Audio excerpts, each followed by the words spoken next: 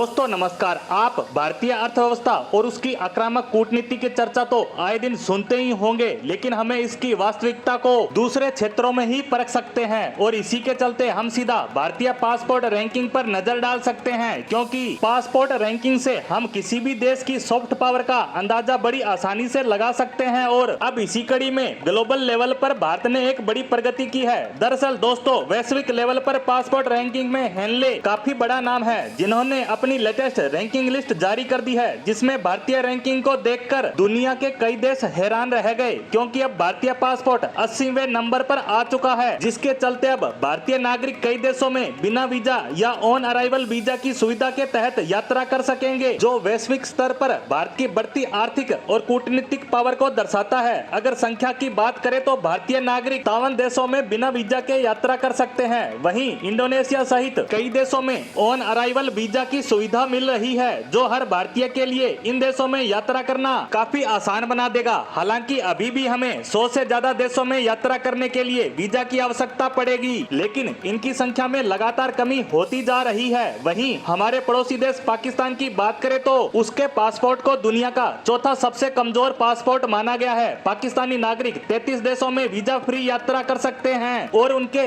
इन देशों की लिस्ट की संख्या में लगातार कमी होती जा रही है। पाकिस्तान की इस रैंकिंग की गिरावट का कारण पाकिस्तान में हो रही आतंकवादी घटनाओं को बताया जा रहा है। वहीं उसकी इकोनॉमी में गिरावट भी इसमें बखूबी साथ दे रही है। वहीं हमारे एक और पड़ोसी देश की बात करें तो चीन ने इस लिस्ट में 63वां स्थान प्राप्त किया है और वहां के नागरिक 80 देशों में बिना वीजा के यात्रा कर सकते हैं। साथ ही आपको बता दें कि दुनिया के सबसे ताकतवर देशों के पासपोर्ट के मामले में सिंगापुर ने जापान को पीछे छोड़ दिया। मतलब कि दुनिया में सबसे ताकतवर पासपोर्ट सिंगापुर का है। वहीं फ्रांस के पासपोर्ट ने भी अमेरिका, कनाडा, ब्रिटेन जैसे कई ताकतवर देशों को पीछे छोड़ दिया, जिसके चलते वह तीसरे नंबर पर आ गया है। वहीं इसके साथ ऑस्ट्रिया, फिनलैंड, जापान सहित 7 देश तीसरे नंबर पर बने हुए हैं। वहीं दूसरे नंबर की बात करें तो यहाँ जर्मनी, इटली और स्पेन ने अपनी जगह बनाई है। वहीं दुनिया के सबसे ताकतवर देश अमेरिका की बात करें तो उसका पासपोर्ट 8वें नंबर पर है, जबकि इंग्लैंड का पासपोर्ट चौथे नंबर पर, वहीं ऑस्ट्रेलिया का 6ठे नंबर पर है। वहीं हेनले पासपोर्ट रैंकिंग इंडेक्स के अनुसार इस वर्ष भारत की रैंक में 5 स्थान का सुधार देखा गया, जो भारत की लगातार बढ़ रही ताकत का ही जलवा है। साथ ही हम इस बात को भी इनकार नहीं कर सकते कि जिस तरह ग्लोबल लेवल पर